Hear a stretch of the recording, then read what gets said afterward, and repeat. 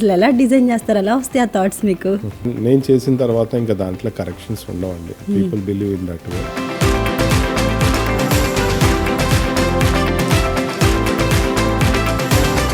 ఫర్దర్గా ఏ ప్రాజెక్ట్స్ చేయబోతున్నారు sir? Pan India అయిపోయింది, ఇంకా పాన్ వరల్డ్ మూవీస్ చేస్తున్నాను. అంటే టీడీపీ అంటే అంత పిచ్చి అనుకోవచ్చా మేము మిమ్మల్ని? క్యాస్ట్ అంటారా, నేను ఎవరికి ఎక్కడ డిక్లేర్ చేయలేదు ఇప్పటి వరకు. ఎందుకంటే చంద్రబాబు గారు జైల్లో ఉన్నప్పుడు అవన్నీ ఊహించుకుంటే పడే బాధ చాలా ఇబ్బందికరంగా అనిపిస్తుంది.